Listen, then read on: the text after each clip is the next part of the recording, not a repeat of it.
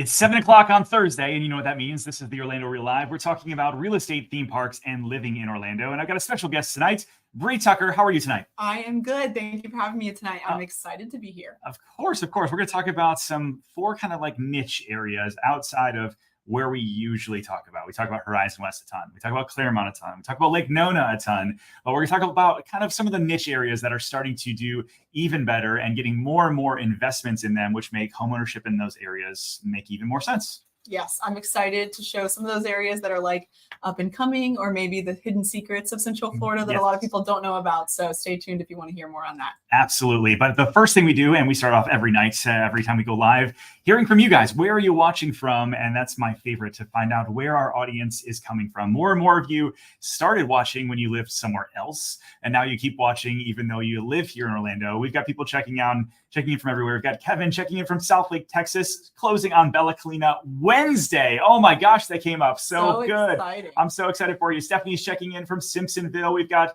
a guy checking in from Miami. What's going on, Miami Coffee? We got Joseph checking in from East North Carolina. Hey, Joseph. What's up, Joseph? And we got Mr. Hernandez, or Mrs. Hernandez. It's just initials there. Checking in from Hunters Creek, listening while watching the kids' soccer practice. And 30 minutes to go. Hang in there. You got it. It's going to be okay. Dawn checking in from Rhode Island. We've got our friends from New York City. I'm going to see you guys in 2 weeks at the New York Marathon. I'm so excited. I'll be the one limping around over into mile 23 or so. Kim checking in from Connecticut, and so many others from Windermere and Illinois and Lake Nona. So you guys came out strong tonight. So thank you so much for that. Please keep dropping in down below where you guys are watching from and your questions along the way, because we're going to talk about real estate for sure. We're going to talk about some other areas and some big developments that are happening out throughout Central Florida and give you some examples. But Bree Tucker, let's talk about the first place that is near and dear to your heart of where people should maybe consider, should they be looking to move to one of these little hidden gems of Central Florida. Yes. So it's no secret by now. You guys have heard me talk about plenty of times Mount Dora. Yes. Near and dear to my heart, because that's where I live. So I'm excited to give it a little bit of love tonight. So you think it's pretty cool. And you look over these, if you go to just Google Images, really, really easy kind of stats. And you look at the picturesque downtown. This looks like it's out of a straight up out of a movie. It does. Well, and here's the funny thing, and I've said this on the live before, when I was first considering moving to Mount Dora, I was like anti Mount Dora. I didn't think I was going to make the move because of some stereotypes that come with the city, which we'll get to. But as it's been emerging and I'm raising my family there, I absolutely love it. And that's why I'm excited to share more about it with you guys. Okay, so let's talk about living there and like how far away is Mount Dora from everything? Because I think that's the number one thing is drive time for people. Mount Dora, if you're going to live, say, like pretty close to downtown. Right. How far is this from different places? Yeah, so if you live pretty close to the downtown, you're only 5 minutes off of 441. 441 is like the heart or the pathway to everywhere that you're going to go. We'll use 429 as an easy comparison and pull it up on the map, because that's how you're going to get most places when you live a little bit further away from the hustle and bustle. So Mount Dora via 429 to Disney, you're talking 45 minutes. Okay. So not bad. Downtown Orlando, 30 minutes. I can get to Plant Street in Winter Garden in 25 minutes door to door. Okay. And I've said this jokingly too, like I'm going the speed limit. I promise. These are real drive times. And then MCO, I know that's a big one for a lot of people that travel. You're flying in and out, less than an hour. And look at all of these lakes. I mean, like this is part of, we did a video on lake life and, what does that look like? But you've got an insane amount of waterfront over here, but the downtown sits right on the lakefront, which is like this, I don't know, great amenity. Yeah, no, it's amazing. And I honestly, there's so many different downtowns that we visit as a team and we help clients get to know. But I personally don't think there's one quite like Mount Dora, because it is on the lake. It's not often, many of these people that live on the lake, they'll jump in their boat and boat over to eat in downtown. And then if you don't live on the lake or nearby, there's plenty of places that you can golf cart from, you can eat overlooking the water. So it's been really, really cool to watch a lot of this redevelopment of downtown happen over the last 5 years. Yeah, no, it seems to be every time I go down there's a new shop or some redevelopment thing.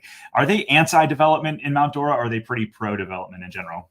I would say that it is difficult to get new development through in Mount Dora. We've talked about that with the Wolf Branch Innovation District. And, they really do mean well because they want to preserve the history of downtown Mount Dora and what makes it so special. But what's really cool is that a lot of these projects are getting back in front of the council. They're pushing them through because they see the value of growth. It's just a matter of doing the growth the right way. Yeah. And so we talked about this, you and I, last time we were on. There's this whole Wolf Branch Innovation District, and somebody had put the kibosh on it, but now it seems like they are going to be moving forward. And we've got this Growth Spotter article. And so what's going on here? Yeah, so the big hiccup with the Wolf Branch Innovation District was the building height. So the building codes have not been redone in Mount Dora for decades because it was more of a sleepy city, mostly known for retirement. And there wasn't a lot of people coming out that way. So they were capped at 100 feet. But we're talking about over 1 million square feet of commercial space trying to come into Mount Dora. So that was going to be bumping it up to about 300, which is what was causing this rift. So right now they're focusing more on the residential side and making sure that they can pass that through as they work on the commercial. But even this was at a halt. So what they're saying here now is they're going to be pushing through about 3,500 residential units and a village center, which is going to be over about 10 minutes, maybe 15 minutes from downtown Mount Dora. That's it's a hard number for people to fathom, especially that come from the north. Yes. Like I remember coming from my area, like if you had a 200 home neighborhood, that was a big neighborhood. Right. It was like all of a sudden there's 3,500 houses. Well, to put it into perspective, there's a community in Mount Dora that's really popular. It's known as Stony Brook Hills. It was built out by Lennar. It's been off and on through different real estate cycles. It took them about 15 years to build it. It only has 1,000 homes. Yeah. And they're in closeout now. So the fact that this has 3,500 homes, it's going to be a massive, massive project for North Lake County. And for those that don't know, the Highway 453 and SR 46, where does this kind of lay out? Yes, the State Road 46, if you keep following that to the west, it'll drop you off right in downtown Mount Dora. If you go a little bit to the east, you can get on the State Road 429 connector, and then you're going south all the way down to the Disney area or Horizon West area, if you're familiar with that. Yes. Okay. Very much so. All right. So let's talk about the real estate in the area, though, because why do we think this is a big deal? Yes, there's 3,500 houses coming to the area, but what about the stuff that's already there? You and I kind of went through and looked at all of the houses for sale in these 4 different areas. We picked out some of our favorites based on affordability, some kind of updates, but you can get a house. It looks like this one. This is 7317 Tomberlin. Do you know this house? I know this house because I drive by it a lot in Mount Dora. You'll get to know some of the same roads you'll go by, but this is such a cute neighborhood because you probably knew from the outside it has a lot of trees. It's super established. What we're seeing happening in this community particularly is people are going in and renovating, and you're getting really good bones in a perfect location. And the fact that you can get that home for sub 350, you can't do that in many other areas. So slow down. So, I mean, we got $350,000 for this house is 1,600 square feet, 3 bedrooms, 2 baths. But look at the outside of this. Like you mentioned, the outside's picturesque. You actually have some trees. You have a little bit of a yard. You're not stacked right next to your neighbor. And so many people think that this is long gone. There's no way to get a house in Central Florida for under 350 in a decent area. And yet this is a pretty decent area. Yeah. Well, and this home particularly has over half an acre for the lot size. And so you're not finding that at all anywhere in Orange County. So that's another value add, being willing to come out to Lake County and span a little bit further, maybe take a drive because you're getting property. Yeah. I mean, here we go. We got this one. It's got a little RV tent out here, a half acre. That's absolutely huge. Fantastic. Yeah. 40. It's a 40 by 12 shelter is what they're calling it, but it's got electric. So I think this is really cool. But there's obviously that's a house that was built a while ago. And then we've got a couple other newer constructions ones that we pulled out. This one was built in 2021.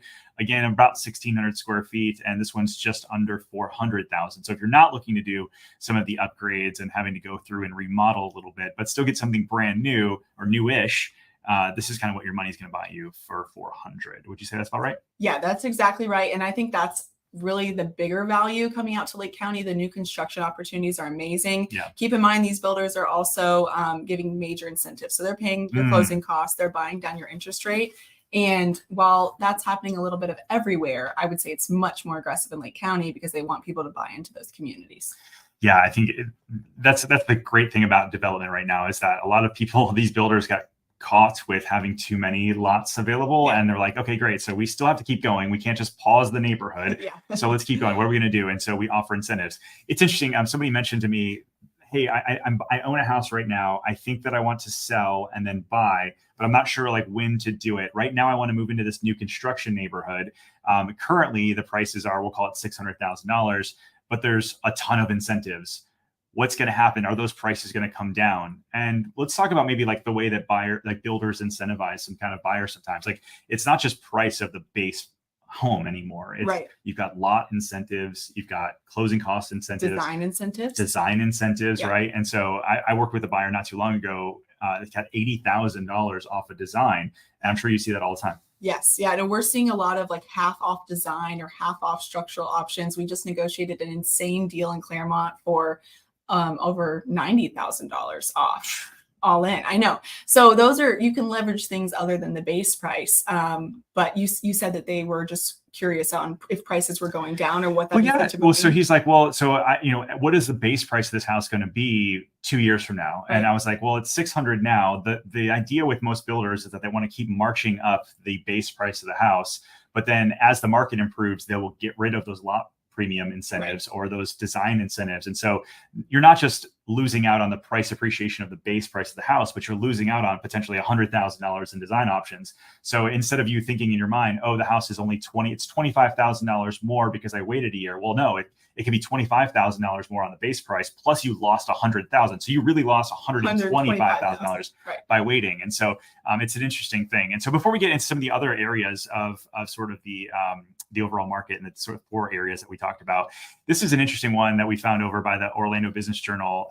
How many, take a guess, you know the answer already, take the guess in the comments below or just think in your mind, how many buyers right now are out there that are using family money to buy a house?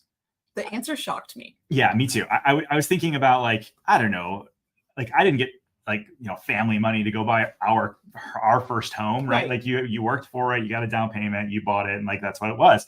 But this article right now is saying that 38% of recent home buyers under 30 use a cash gift or an inheritance to afford their down payment of their house.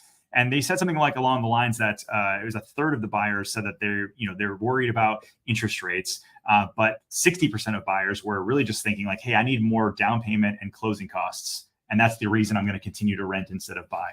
Right. Yeah, that's exactly what the article said, and that's what made it so interesting. And 38%, I mean, that's a massive number. It's a big number, yeah. And so it's interesting though. How many cash buyers do you think that we're working with right now? Like, do you think it's more or less than what we used to see? I think it's definitely more. And especially on our listings right now, the offers that are coming in are most commonly cash or people with a home to sell contingency that own their home outright. Yep. They're going to sell their home and then buy in cash. Yeah, we had so the equity. Yeah, we had one of our team members just recently. The people had bought their house in 2017 for probably $400,000 or $500,000, I think it was. Yeah. Sold it for $1.4 million. Yes. Which is bananas. And they're going to take that money. Yeah. And they're going to take that money and then go pay cash for another house. And we see that all the time right now. Yeah. And it's really neat how that's happening for them because now they get to be debt free in their mortgage. And that was all from the equity of their house. Yeah. To your point, I'm seeing those offers on our listings more and more. And it's a great opportunity for our sellers too. So to answer your question, a ton more cash buyers right now. Yeah, absolutely. So we got people just going over here, checking out the comment section, checking in from Mineola, the hills of Mineola or Mineolas, whatever you want to call it. Yeah. It's all the same. Yeah. Carl is checking in from Horizon West. What's going on, neighbor? Aloha from Timmy. Let's see. We got other people. I'm here. So it's just people checking in from Illinois and all over. So thank you so much. Keep doing that down in the questions below. All right. So Bree, what's another maybe city that people might not automatically think of if they're thinking about Central Florida? Sorrento would be the next city that I would say you're not thinking of if you think of Central Florida because it's kind of like a random spot on the map. Even if you're driving from Mount Dora to Lake Mary, which we're going to show you here in a second, you would drive through and be like, oh, is that a different city I just passed through? Or am I just on State Road 46? I don't know. Miss this? Oh my gosh. All right. So let's zoom out real quick. So we got Mount Dora to the west. So we got Apopka to the south, and over east is Sanford. And right in the middle there kind of is Sorrento. And so really got to zoom in you got to zoom in to find it. It's like one of those mixed. So you got Sorrento, Mount Plymouth. These are actually, they connect these two in our MLS in terms of homes for sale. But again, why would this be a popular area and or one that maybe people don't think of? Yeah, so I would say you don't think of it for the reasons I already described. Because it's a blink and you miss it. Yeah, you miss it. However, it is a really amazing area, and I think a lot of people are looking towards it now because it's right off the end of the Wekiva Parkway.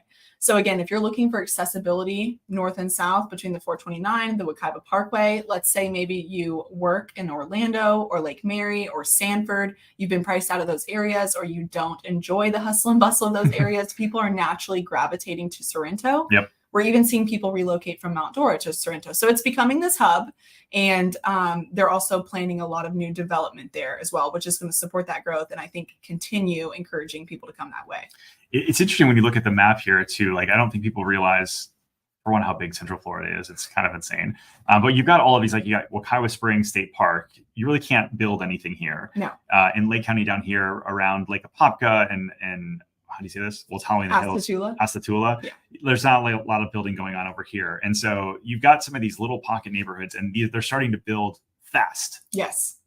Yeah, no, it's happening really fast. So as soon as you have your eyes on an area and you think that's the next emerging spot, it's already built out and gone. So you got to keep your eyes on the new places. And I think the other thing is that not everyone wants to be in these super happening places, right? Yeah. So Sorrento has definitely been a big one, and they just rezoned 500 acres in Sorrento, which is going to support new residential units, commercial that we so desperately need, because Sorrento is kind of like a food desert. So you're either going to Mount Dora or you're going to Sanford or Lake Mary, which is not a problem for the people that choose to live there, but I think it's going to encourage more people to take advantage of Sorrento and come out that way. All right, let's talk about a real estate example for the area. So a 3-bedroom, 2-bath, almost 1,700 square foot. This house is brand new and it's listed at $361. Do you think this is pretty indicative of the area? I do. I think that there's a lot more of these communities popping up. This is D.R. Horton, for example, Sorrento Pines. Great home, great price, nice neighborhood. Yeah, but they've got a lot more expensive houses there too in Sorrento. You've got, was it Redtail? It's Redtail. Yeah, we just did a video on Redtail. So if you haven't seen it yet, you'll have to check that out. Yeah, I mean, there's homes in Sorrento that go all the way up to $5 million. So it's a really interesting mix, and that's why, I think it's getting on the map and encouraging more people to get out there. Yeah, I agree. So we got a bunch of other ones. One of the things that I think that is very interesting, and that's might not seem because it's not far away. It's actually right smack dab in the middle of everything, but it's downtown in like the Milk District. You've got so many little spots around the city of Orlando that are getting redone, and it's wild. Bree, it's so funny to me. Our Sorrento video that we did crushed it with views. There were so many people that were interested, and the comments were nuts. People were loving it. Yeah. And then I talk about downtown Orlando and people are like, oh, yawn. I'm like, are you serious? Like, yeah, I'm like, I don't spend a ton of time in downtown Orlando. So when I get to see the videos and learn about everything that's going down there, I'm like, okay, downtown Orlando, like, that's exciting. This is what downtown Orlando looks like. It's like you've got these gorgeous parks and these old neighborhoods, houses that were built in the 50s and the 20s. And so they've got a ton of charm. There's no cookie cutter, really anything downtown. Yeah. And so other than you've got some of these infill neighborhoods. And so KHOV, if you're looking for new construction, they've got a new neighborhood that's going in the Milk District. Again, just it's 31 townhouses. And this is one of the things that made me think about it. But so 3-story townhouses right in the Milk District. So if you're looking for something new, that exists. But there's a ton of other like little things going on in these pocket neighborhoods in downtown Orlando. So you've got Soto, you've got the Milk District, you've got just, to me, I love downtown more and more. Every time I visit there, I actually got to hang out with this guy, Ryan from Interstruct. Are you familiar with what they're doing? I am not. I'm excited to learn more about it. Cool. So Ryan and his team are they're looking at doing infill, but on the commercial. And so for infill, for those that don't know, this is where they take either a place that's already existing and tear it down, or they just repurpose these buildings. And so Ryan is he loves the old buildings. His current building, I think, was built something like in the 70s or no, it's 40s. Okay. And they basically changed the exterior to where it looked like this modern marvel. And there's so many little things in downtown Orlando that are similar to this, both on the residential side and the commercial side. So it's really cool to see people starting to reuse the space and just attract more people to the area. One of the bigger things that are going on downtown Orlando that I think people should also be very excited about, especially from this West Church Street area, from you got kind of all of the 3 stadiums right in a row. You've got Camping World Stadium, Exploria, and Amway, that whole Church Street area. It's kind of been the Paramore area, unfortunately, has been neglected for so long. Right. So like, what's going to come to finally revitalize this? Well, one of the major things that came out in this downtown area, right across from Amway, is this $500 million sports and entertainment district. So we talked about this in years past. It was supposed to actually start up, I think, 2 years ago, and it kind of just fizzled out. COVID happened, and nothing really was going on. Now they finally have put their team together, and they've got their money set aside to start moving this forward. They're actually going to start moving on this in the next 6 weeks. And so I'm so excited to see kind of what's going on in this area. Oh, I'm stoked. I think this is going to be huge for the area. Of course, bringing in more money to that downtown Orlando area, revamping this area right by the Amway. It's going to be awesome. Yeah. I mean, so picture this, like, so again, I don't take my kids downtown much yet. I will eventually. Yeah. But it's like, other than a concert or a game, and then you get out. But eventually it's going to be, you've got this entertainment district. There's there's like a hotel, office space. There's 420,000 square feet of office space. You've got 3 multi-level purposes, entertainment venue with restaurants and bars and just all types of like open air space. Yeah. And then underneath it, this I-4 project. Have you heard of this? No. So under I-4, they're going to be putting actually like parks and light it up at night and have the parking. And so you're going to be able to go from Camping or Exploria rather stadium where the Orlando City play all the way down Church Street to the Amway district. And then it connects to the under I-4 project and then over to the Church Street area where there's going to be food halls and ballrooms. And like, it's all of a sudden going to make this downtown area really accessible and fun for families and people of all ages. It's going to completely change the landscape of downtown Orlando. And like you're saying, encourage more families to be down there and spend time. Because thankfully right now we have the sporting and the concerts that bring us down that way, but we don't stick around. Yeah, people just kind of get in and then they bounce. That's not good. No, that's not good. All right, so let's talk a little bit more around about our last little hidden gem, and this is again back to Lake County. So this is your specialty. What do we got going on? Yeah, so we're back in Lake County on the west side, and naturally that's because all the growth is going out that way. That's where the land is available, and that's where builders can build. And so the next spot would be Groveland. That is just west of Clermont and Mineola. Yeah, is Clermont done, or is it Clermont still getting a lot of construction? It's still getting a lot of construction. I mean, and we're gonna have a lot more for a long time. For like the next 30 years. So probably. Just that little, Wellness Way and Olympus project. Just those little things. Yeah, for sure. And we talked about this last week, but like this whole 429 connection, I'm trying to put it over on the screen so people can see it a little bit easier. This whole 429 connection right here, they're finally going to be connecting all of these different spots over to 27. But you got Clermont right here, and then over here is Groveland. So why should people like Groveland? Groveland really is just an extension of Clermont and Mineola. So you can live there and reap all the lifestyle benefits that come with Clermont and Mineola. Groveland is really affordable right now, and it's right off of the Florida Turnpike. I say right now because I think that more people eventually are going to push out that way and take advantage of it. But the Turnpike, just like the 429, gives you easy access in and out of Groveland.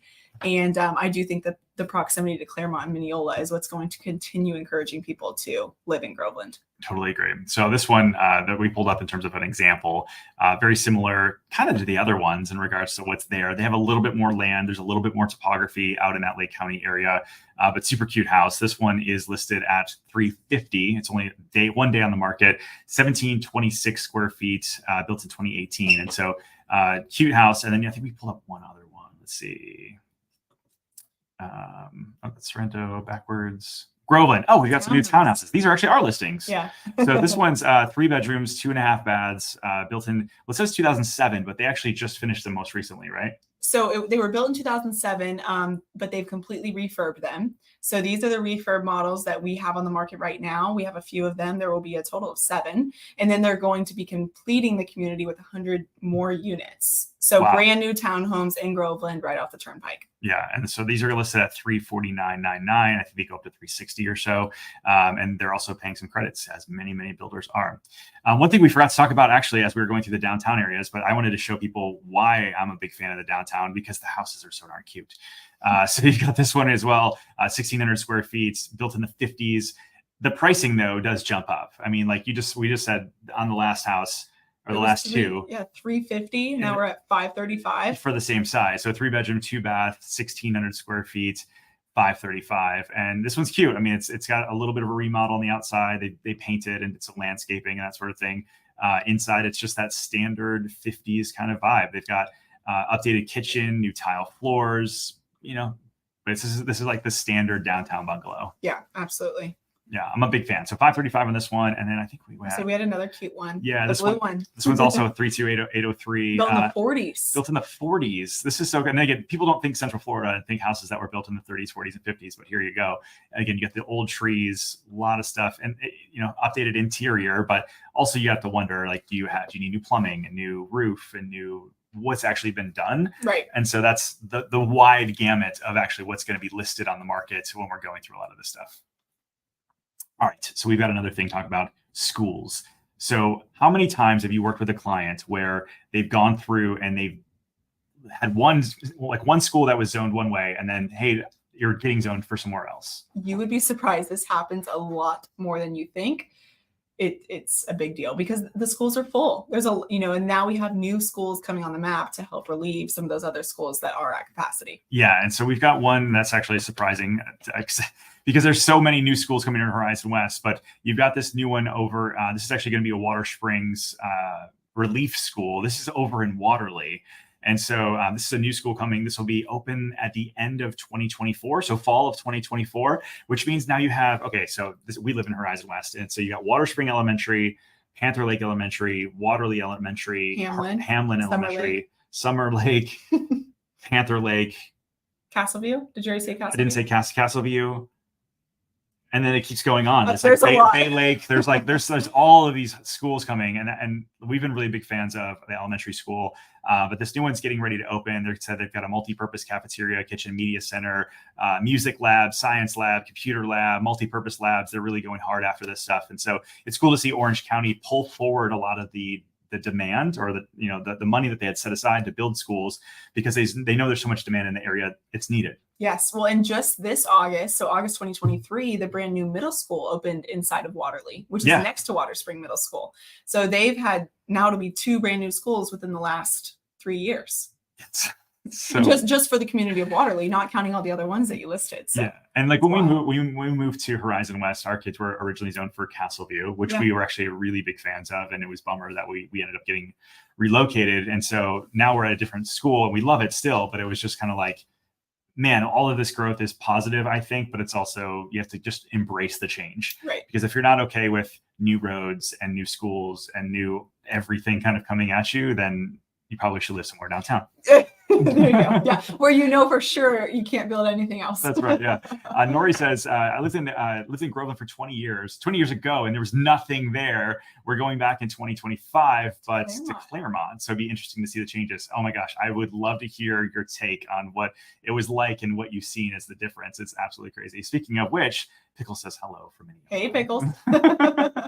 Pickles the dog. Crystal says, hey, from Cleveland, from Ohio. Just want to know if you're aware of any cities that have schools for kids with disabilities. It depends. So I know, so yes, on the private side and the public side, it really is going to depend what type of disability and what kind of special needs that your kid has. And so I'm actually happy to, if you want to DM me over on Instagram, send you a list and or email us. Happy to give you a list of those kind of resources because we definitely have those opportunities. But continue to go to schools, you and I, before we jumped on here, we were like, how many projects are going on with schools in general right now? And right now, this is under construction. We had 55 active open jobs or new schools, renovation of schools, and it's everywhere. You've got Orlando Christian Prep. You've got Tilden View Elementary School. You've got some of these are quite huge. Fruitland Park Elementary School, $30-40 million schools that they're just popping up left and right. That seems crazy to me. It's crazy, but it again is because we are growing so quickly. But I'm really thankful that these projects are underway because then it helps the growth be done right and take a little bit of pressure off the schools themselves. Yep, absolutely. So let's talk about interest rates. Are they going up or are they going down? What do you want to know? Are they going up or are they going down? Today we had another increase. So we hit the 8% mark, which is the first time in 23 years. Yeah, this is yes, the 30-year fixed rate mortgage now climbed to 8%, reaching the level that we haven't seen in 23 years. You're absolutely right. And so it's interesting to see how fast some of this stuff has actually happened. And I think this is why we're having so much we're seeing so much cash sales happen, and it's, you're seeing demand at a 30-year low in terms of new mortgages. It's interesting. I think that what's going to happen in the market, I've got my take. What do you think what's going to happen over the next couple of years? Well, the first thing that I was going to throw out there, it's interesting. We had our team meeting this Tuesday. We were comparing year over year and month over month. And with that comparison, you can actually see what the interest rates were last year. Interest rates were still in the 6% last year. It was in Q3. And we had felt kind of like the market hit the brakes at that time. Yeah. But then, people kind of digested it. We kept going. And when you look at the stats today, actually at 7 to 8%, more homes are selling. We have less inventory. Yeah. I mean, the things that are still indicating that we're in a strong market and people are buying and selling homes. Makes no sense to me. It doesn't, which is what I was going to follow up with that and say, I mean, we can't predict any of this because just when we think we have it figured out, it changes again, right? Yeah. I think to myself, like my first mortgage was 6%. This is in 2003. You weren't born yet, but no. I was definitely born. Just kidding. But I remember closing and everybody's like, "Oh my God, 6% is the greatest rate ever." And I was like, "Oh, okay, great." And then the rates fell. Obviously over the next 20 years, it was like 3%. I'm like, "Oh dang, that 6% seems like a lot." Yeah. And now I'm like, "Dang, I would kill for 6% more." Like it's just back to the same cycle of where we're at. But because we have no inventory, and there's no housing inventory, and there's a lot of people that are just going to stay put, we're just not seeing like this crash that so many would expect with this high. You would definitely expect it. And I'm sure that there are hyper local markets across the US that are experiencing a lot more pain in this situation because they don't have the lack of inventory that we do. Yep. But we have so many people moving from out of state, people that are taking on new jobs and coming into the area, that it's put us kind of in this gridlock where we're not going to feel that. And I don't think we ever will. I think as soon as we feel some downward pressure on interest rates, it's just going to open the floodgates up again. Yeah. And it's going to be that I think new construction will still continue to do really, really well in that because builders will then just back off a little bit of incentives, but they're going to have a lot of inventory. And then we're going to have people like myself, where I've got a really low interest rate. Well, I'm like, okay, now that if I get something in the 5s again, I would for sure consider moving again. Yeah. But right now I'm like, I don't see myself selling my house and then going to take an 8% interest rate. Right. Unless I'm going to pay cash for Well, something. and we hear that a lot, right? Like, I think that most of the clients I'm working with are going through the same conversation. We're not going to give up, if they're local already, they're not going to give up the rate to move. Right. But what we are seeing is people that have a low rate, they have a lot of equity in their house. We're working with builders for things like home to sell contingencies. So they can stay where they're at while they build for a year, bet on the market a little bit and lock in their price. Yeah. And then they can move when the house is done. Okay. So let's unpack that for people that don't know home to sell contingency. So, because those didn't exist 2 years ago. They existed 6 years ago and then they disappeared. They fizzled away. And now they're back. So if somebody wants to do a home to sell contingency, unpack that a little bit for them. Yeah, for a home to sell contingency, you could live in Florida, you could live out of state. And what they're saying is that you're going to put a deposit down on a house, you're going to move forward with building it with the contingency that you're going to sell your home before you buy. Not every builder will go for it, but we've created really good relationships in our network where we know who to lean into. And so we're leveraging that more and more. And for us, that gives people more opportunities. And then you're not having to go rent at a sky high rate or sell when you don't have certainty in what you're buying. Yeah, absolutely. So that's certainty is the name of the game. I mean, it's like so many folks will say like, well, I don't want to go new construction because I need to sell something. And then what happens if the interest rates are 10% by the time I'm ready to close?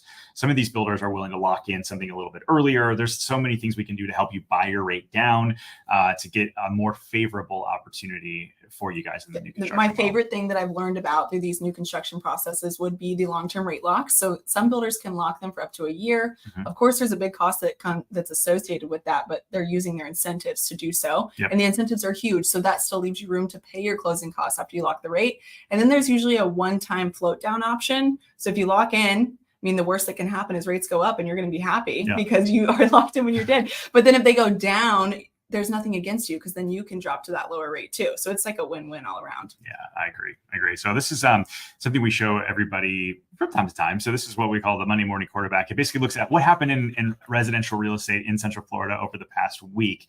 And so this is an interesting one because you look at the overall single family homes, prices are now the average sales price of a single family home. This isn't condo, villa, townhouse, but the average single family home is now up to $559,000.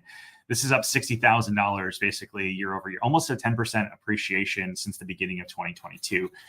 So big change. Yeah, and we saw such a big change in 2022 because of course that was COVID market. So people were coming in and it was name your price, right? Yes. Name your price and then I'll pay more. Yep. So that's obviously when we saw a big jump. But to now see the market has stabilized, like Yep. we're really pretty neutral across the board and it's still going up.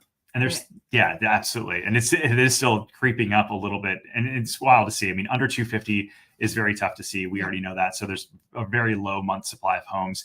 Under 300, 400, you're still kind of in that really strong seller's market. And then really even up to $1 million or over $1 million, it's a 4-month supply of houses, which is still a fairly balanced market. The houses that are dialed in, regardless of the price, they're usually selling pretty quickly. But here's one thing to think about when you're looking on Zillow or Realtor.com. On average, it's taking 40 days to sell. And so some people, they'll come to us and they'll say, well, this house has been on the market for 3 weeks. It's probably ready for a huge price reduction. And you're like, what's wrong with it? What's wrong with it? And you're like, well, no, it's really not that there's anything wrong with it at this point. It's just more so that this is the average time. And so we have to educate our sellers as well, where they're like, hey, listen, it might actually take 30 days to sell your house. And that's actually okay. Right.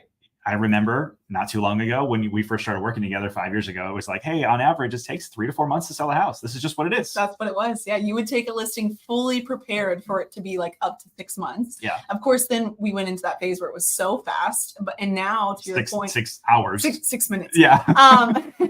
Now people do see that maybe 40 to 50 number and think the inventory is super tired, or as a seller, you're feeling fatigued from the whole process. But it's now just reframing ourselves that it takes a little bit longer, but it's, as a buyer, I mean, it's giving you so much more time to make a decision, feel super clear and concise. I think it's a great thing. Yeah, right on. All right, so we are ending into October here in Orlando. There's so much to do for Halloween. What are you doing with the kids?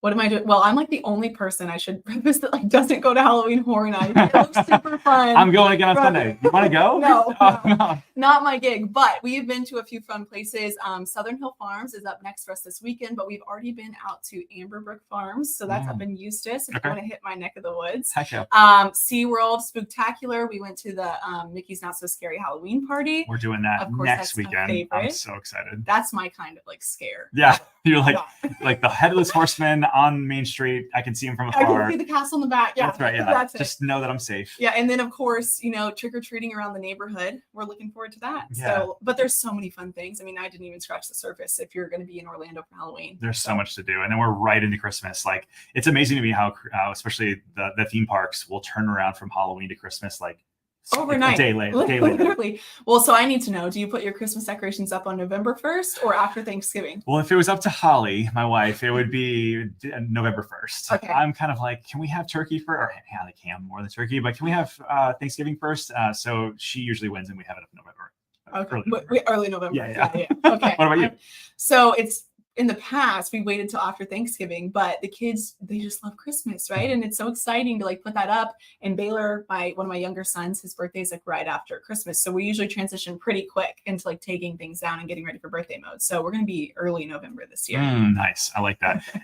So this other thing, SeaWorld has started inviting us out. This is really cool, Brie. Like we've got great relationship with Disney and Universal. Now SeaWorld's been like, hey, you should come out and check our stuff out. So we're going to be doing a preview of their new roller coaster. Are you guys like roller coaster fans? Oh my God, I love roller coasters. Yeah, and SeaWorld's like really going hard after the eco-friendly, but then also roller coaster. And you love SeaWorld. I do. I love SeaWorld. Yeah. That's so cool. We talked about that on our podcast, The Balance. I've shared it with like a lot of my friends because I learned, I didn't go before this year. My kids were just too young, but they have a preschool pass. So kids get in free. You just buy an annual pass for yourself and we'll like pop in for a couple hours and it's super kid friendly. I mean, they have a blast. I think that's a big, I mean, like if you're not into princesses and Disney and that sort of thing, Universal is not super kid friendly. They've got a couple different areas, but SeaWorld, everybody that has like families raves about it. Loves it. And like I said, I didn't spend time there before. We love Disney. We're Disney people too, but we wanted to venture out and try something new with SeaWorld.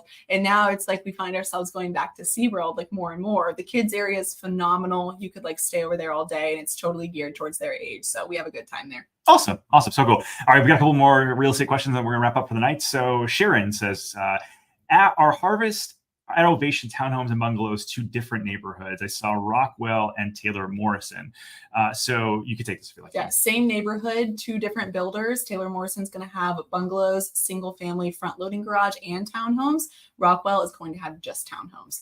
Rockwell was the builder of the last phase of Winding Bay. Yeah. So over off of Avalon. Yeah, they built a good house. I mean, they're definitely a smaller builder in general, whereas Taylor Morrison's huge. And so I think they're they're on the not custom side, but feels a little bit more high end. Yeah, but the fact that they're paired together in the same neighborhood, I'm excited about it. It's interesting, but I'm excited about it because I love both their products, even though their products are different. So hopefully that helps with your question. Yeah, absolutely. Where are some of the other areas in Horizon West that you're seeing that builders are finally coming on board that you're excited about? Yeah, so just in Horizon West, love North Lake, the Ashton Woods community. Oh my gosh. And then that connection over to Clermont's going to be great.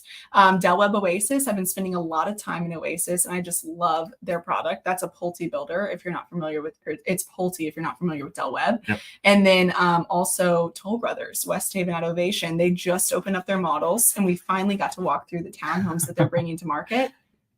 Great product. Yeah. And like I laugh because it's like the models have been there for a year. Well, I was to say finally. Yeah. No, they've been there for a long time if you aren't familiar with the water issue. but they're selling pretty quick over there. I haven't been over there personally in maybe 60 or 90 days, but how far away or along are they in the neighborhood? They're really just getting started. So like if you want, you can go buy things that are already through like structural and permitting. If you're looking for something a bit quicker, you can also build from dirt. Oh, the other community over there that we spend a ton of time in as a team is Osprey Ranch. They're finally getting underway with building phase 1. My clients were the very first people to buy an Osprey Ranch. Do you want to guess how much the prices have gone up? $42,000. You're a little off. They bought a Tobago model, 2,000 square foot, single story 4.3. Yeah. The base price is now 200 grand higher. Shut up. 200 grand. And all they did was sign as the first contract. It's absolutely bananas. So they're stoked. Yeah, I would say so. And the last question, I could just talk to you all night. So where are you feeling like, so Bree, you're one of our top agents on the team. You've been working with us for quite some time. Where are you seeing a lot of your buyers come from? Are they coming from local or are they coming from out of state? I know the easiest answer is to say like, well, it's a mix of both. Yeah. But where are you seeing a lot of people coming from? No, actually, I would say my hard and firm answer would be from out of state, mostly the Northeast. More recently, I did a huge surge of California clients, and then that kind of dwindled, and now California seems to be back on my radar quite a bit. And that's with that, I've been spending most of my time doing lifestyle tours with these clients. So, it's helping them get to know the area and the location. And so that's why I would say definitely people relocating from out of state and most commonly for work. Or they have the ability to work from home. Yeah. And there's still companies that keep that going. And so now they're coming out this way. So, I've seen that as well. I feel like COVID definitely changed the way that we sell real estate. We sell so much via FaceTime. We do so many other things. But one of the things that you and I do and the team does is like these lifestyle tours, as you just mentioned. So getting to know the area, because Central Florida is so big. Yes. And so figuring out, like, first of all, where are you going to work? If you're working from home, great. Then what's your lifestyle going to be? Or do you want to be close to the lakes? Are you in the golf? Do you want to be close to Disney? Like, what's your lifestyle more than do you have to travel a ton? So you need to be close to the airport. So we're going to walk you through all of these different options. And then from there, there's dozens of other options that we're going to have to narrow down for you, but the lifestyle tour is a big one. Yeah, we'll have to trademark it soon because we use it a lot. It's a great tool, but it really, like what I tell clients when we're first talking for the first time and we know lifestyle tours on our radar is it's all about getting to know the location before we ever talk about the house, right? Because that's where you're going to be living, working, playing. What do you like to do? I mean, that's really what we're focused on. And a lot of people do land in even some of the communities we talked about today. So I think that's what's cool is to now see where are people infilling, where are they excited to be living? Like I said, those are on the list. Absolutely. All right. So this has been fun. I appreciate you hanging out. Listen, if you guys are looking to buy or sell a house anywhere in Central Florida, obviously we'd love to be your real estate resource of choice. Email us at info@positgroup.com or call the number in the description below. Anything else you want to tell them before we leave? I think that's it. Thank you guys for hanging out with us tonight.